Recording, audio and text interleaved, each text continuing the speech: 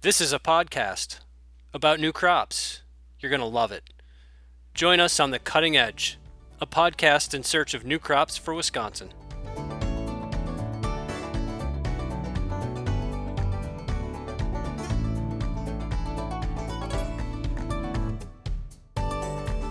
Welcome to The Cutting Edge. I'm Stefan Mirsky with UW Extension's Emerging Crops program. Today we're continuing our series on honeyberries with an interview with Brett Amundson of Farm Lola just south of Duluth, Minnesota, where they have 9 acres of honeyberries primarily for U-pick and a small amount for commercial harvesting. This will be the first of several episodes over the next few weeks where we'll be talking with growers to reflect on the 2026 season. Hope you enjoy.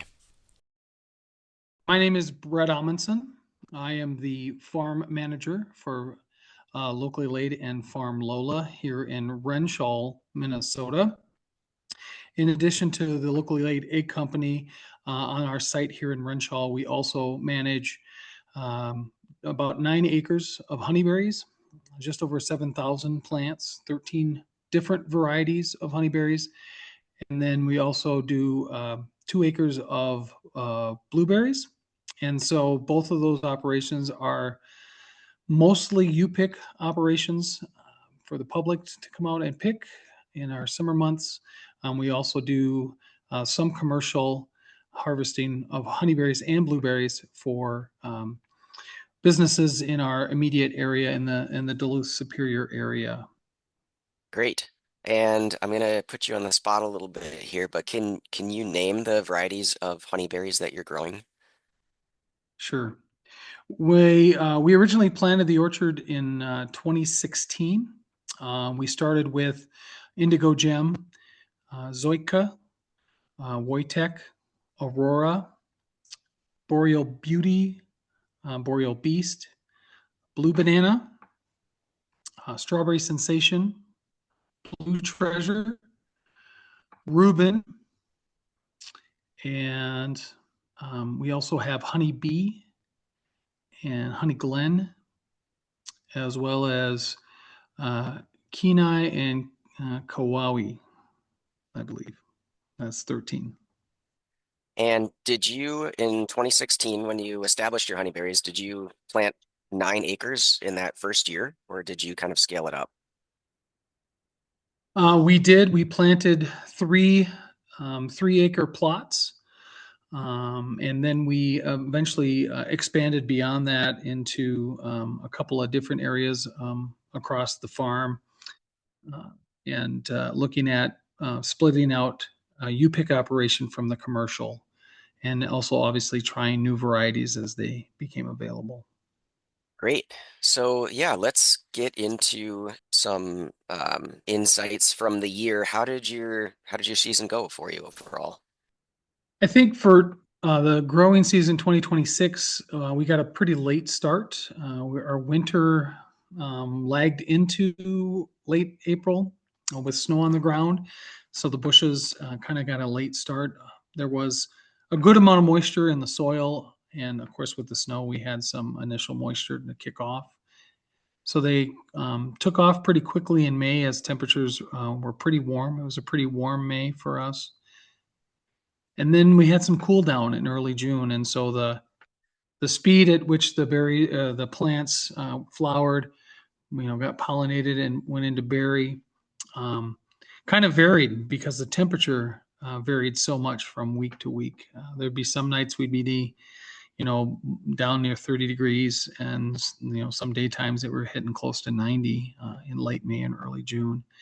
All of that said, we arrived at our pretty typical start to our U-pick season, ripen season, which typically is around June 25th. This year we opened to the public on June the 29th. And what we saw from late June into July was extremely high temperatures and higher humidities, which caused the varieties, instead of ripening in stages as they historically have done, they ripened all almost simultaneously pretty quickly. And so we went through most of our varieties within, we were able to pick for only about 20 days this year before the berries became too soft, and SWD, the spotted wing Drosophila, moved in here in July. And so, with the 13 varieties, are you offering certain varieties for you pick and others for commercial harvesting, or how do you kind of break that down? We basically we're picking. We put customers for UPIC on those varieties that are ripe and available. Generally, again, across the 13 varieties, we've tried to divide it out so that a third of the varieties are early season ripening, a third in the middle of the season, and a third toward the late season. And so the U pickers will come through and obviously pick whatever is ripe, as well as our commercial harvesting with our staff. And so we don't differentiate or designate any particular varieties, commercial or U pick. There are some we tend to find easier for commercial picking, depending on the picking method that we use.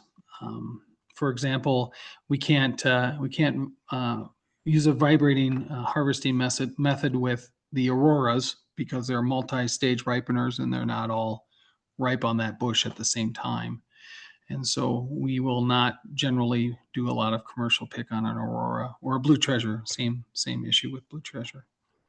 But generally across the board, it's for us, it's all hands and all focus for customers and commercial to pick whatever's ripe or the most ripe and get it off the field so we can move on to the next varieties that are ripening.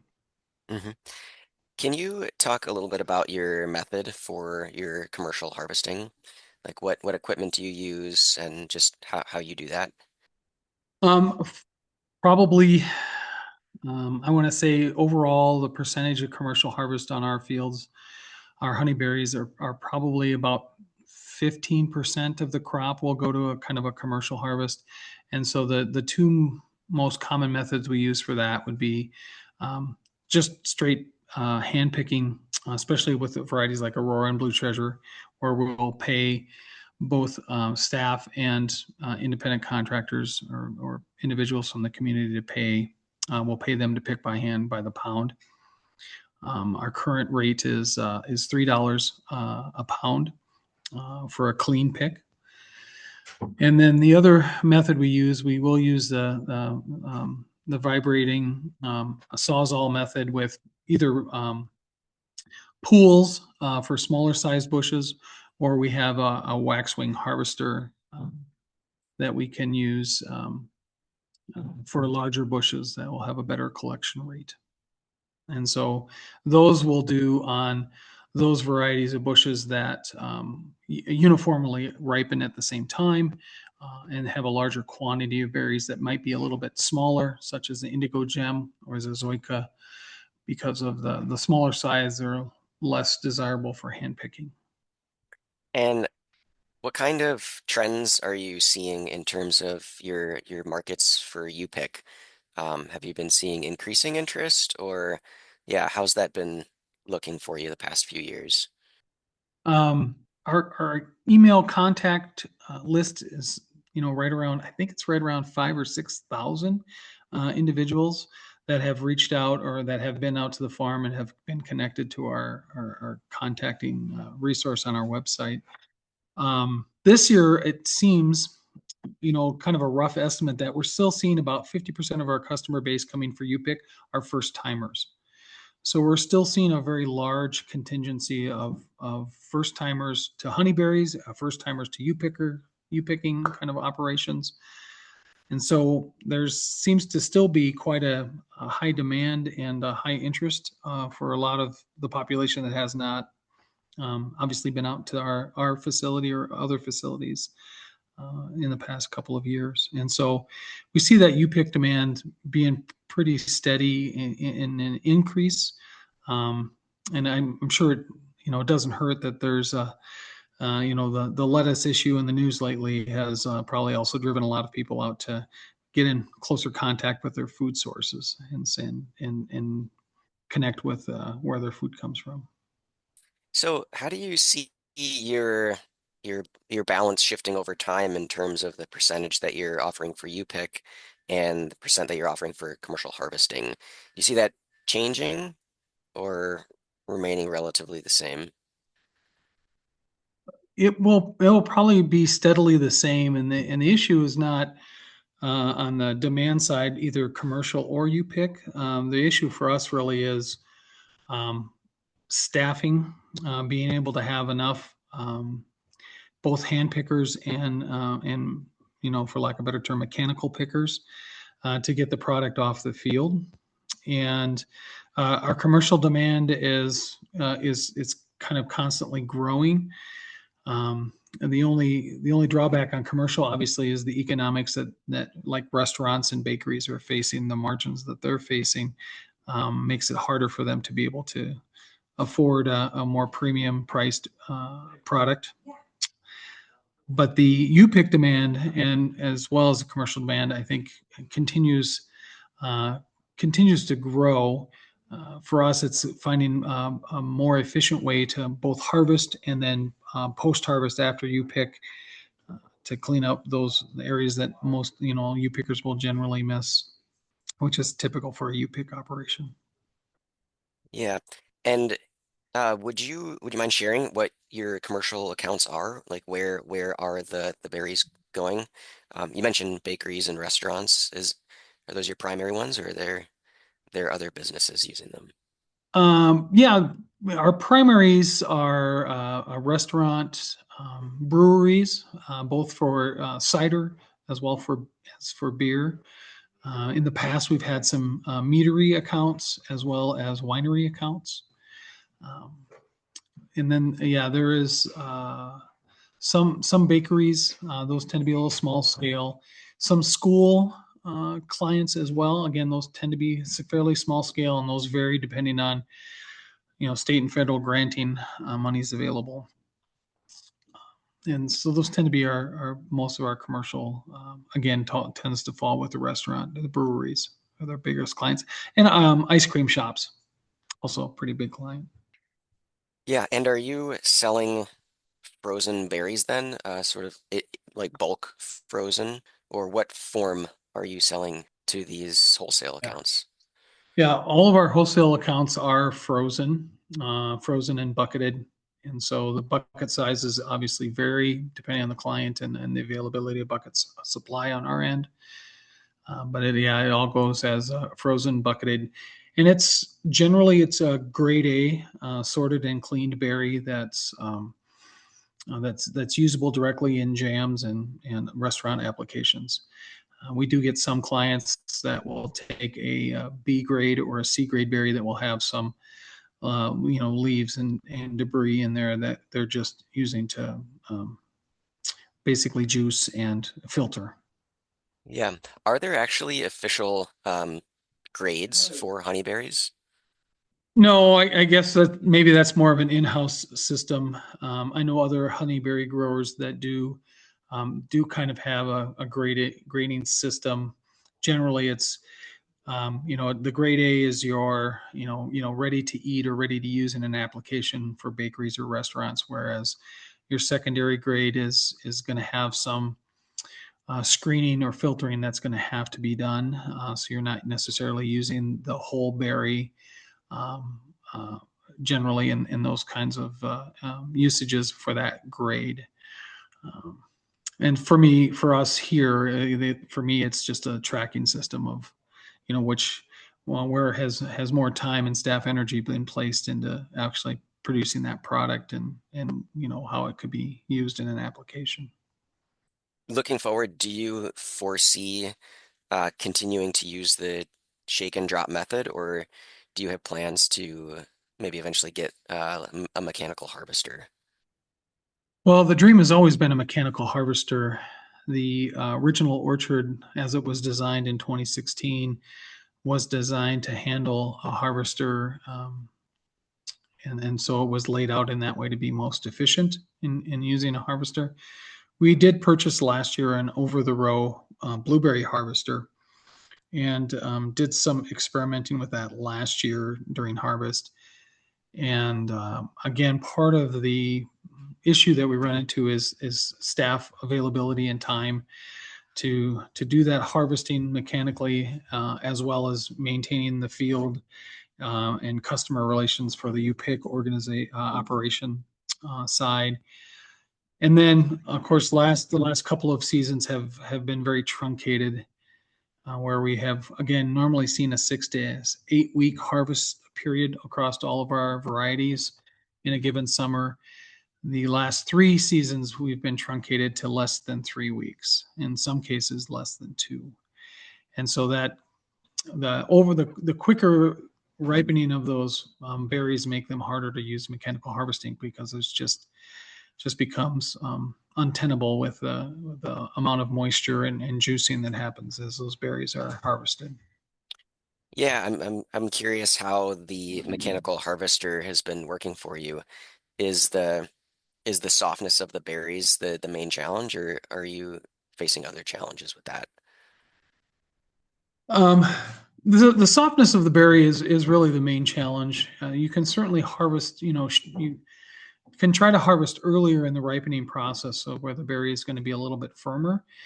But given the current climate trends that we've seen those last 3 summers, we don't have a cool enough nighttime period for the berries to firm up, for that skin to firm back up in the overnight periods, and so we're just not able to effectively harvest in the early morning periods when we normally would, when the berries should be the firmest.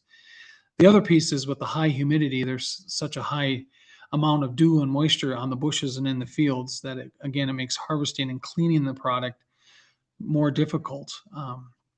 If we were to have a more traditional summer, as with the cool nights and the lower humidities, harvesting would be a lot easier mechanically. And of course, we would have more time, and so we could spread that harvest out if it was a more elongated season, as we had historically seen. So are you shelving the blueberry harvester for now? We did not even attempt to get it out this year in 2026 because of the speed of this that the season was happening. We just saw things ripening so quickly that we couldn't get out there effectively, and there just weren't very many cool mornings that were moisture free that we could get out there and get those berries effectively harvested. Okay. For you pick, I'm curious if you have any advice. I know there's folks out there considering starting a U-Pick operation, and you've been in that business for a little while now, so I'm wondering if you have any insights for them. For UPIC, we've found over the years, it's really about education. You need to educate the user on the backstory of honeyberries and why they are not on the retail shelf, and how they're different from other berries, how they can be utilized in foods. And then we have found very effectively that if you have samples available of the different varieties that are available for picking, people can get to understand that there are lots of different varieties with different flavors and shapes, and they can appreciate those different flavors. And then they're able to also find flavors maybe that are more appealing to them, and so they can familiarize themselves with the product. I think that education side is super important, to have that engagement. And it does take a little bit of staff time, but on the back end, you find customers leaving with a better appreciation of the product, and a better understanding of the variety that the product can display. Um, and the other piece, I think, is educating is to have people understand that it's going to take some time, and that they're not moving from bush to bush, but that they are pretty sedentary on one bush for a while. I mean, some varieties that we have at this particular age are, we've known some bushes that have 9 or 10 pounds on them, and that it takes a little time and dedication to get all of that off the bush, which is beneficial to reduce pests down the road. And so we utilize milk crates as seeding options for people when they're in the field, and that's a convenience thing and a comfort thing that allows people to pick longer, and to be more focused on one bush at a time versus walking from bush to bush, which is probably what they're more used to with other fruits that they might do at a U-Pick. You mentioned that I think you said 50 to 60% of your U pickers are new each year. Um, what do you attribute that to? Well, we have a stellar marketing team, or marketing person, I should say, and she does a great job connecting both with local news outlets, whether that's print media or television or radio media. Certainly, social media is huge as well. And then once, obviously, you can capture information, whether it's telephone numbers or emails, and you're able to use some pretty direct messaging via a text line or an email line.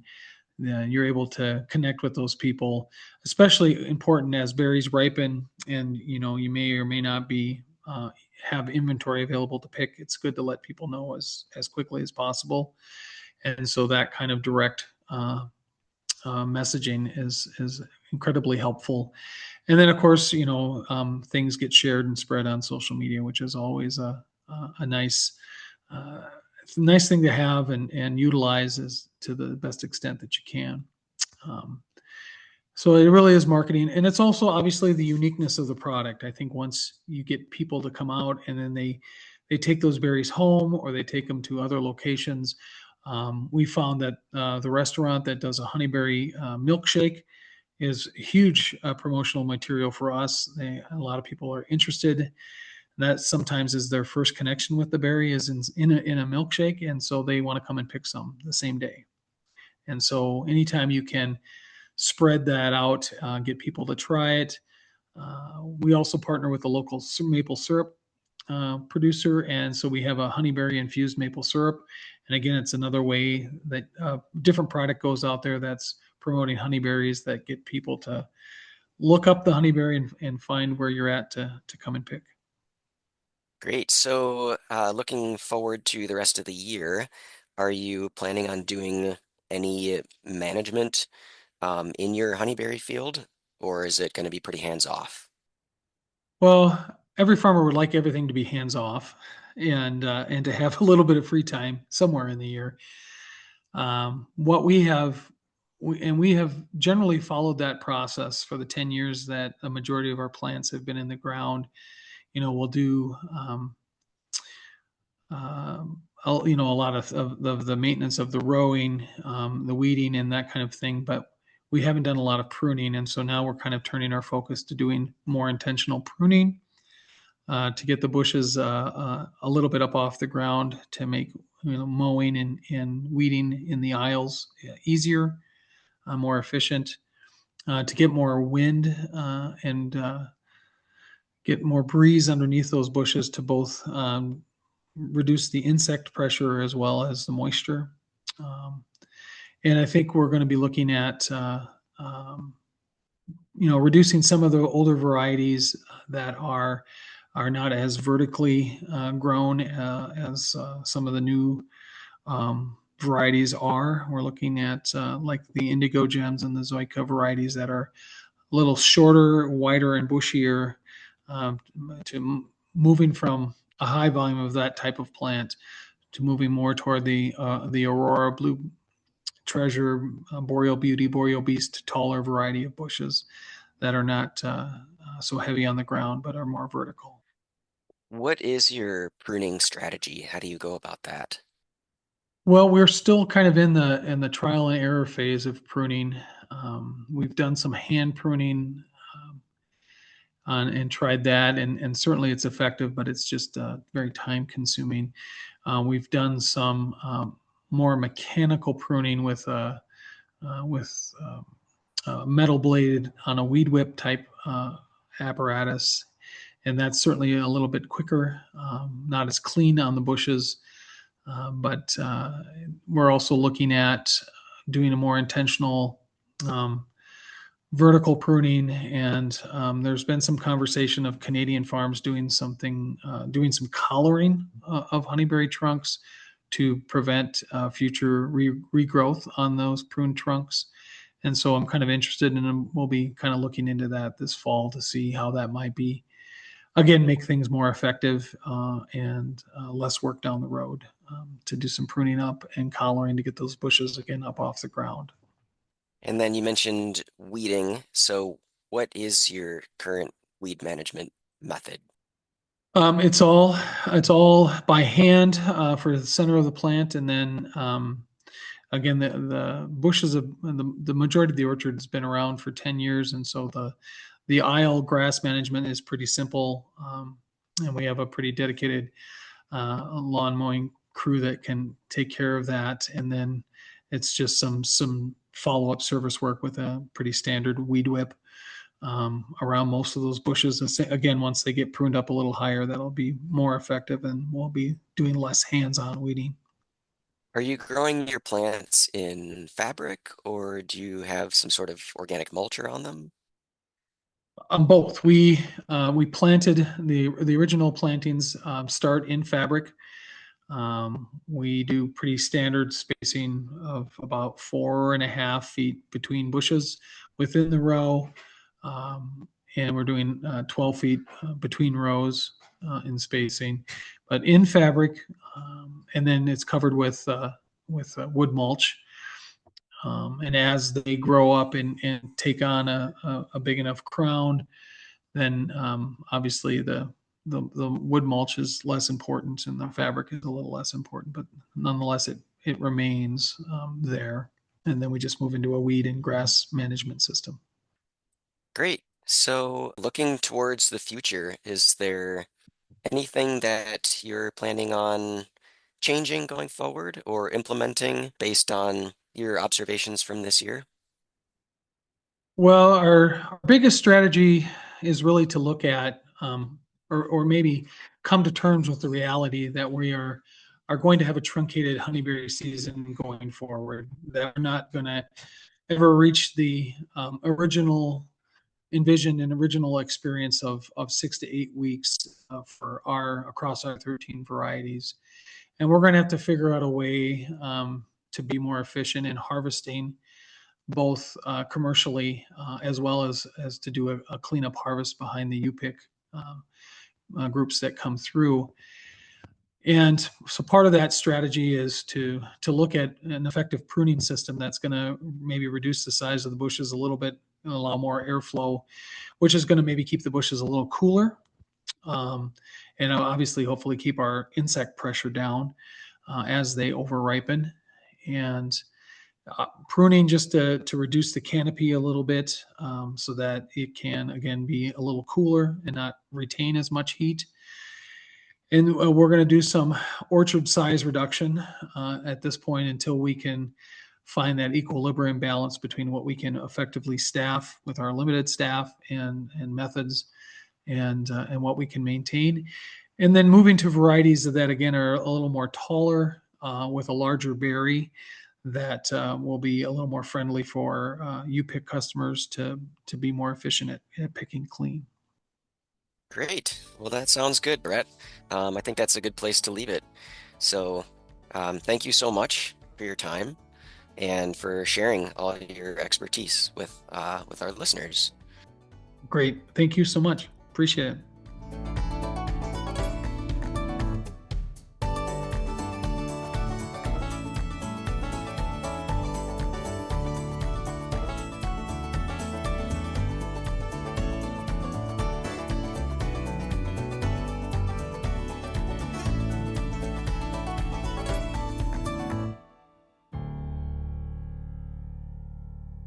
Brought to you by the University of Wisconsin-Madison Division of Extension.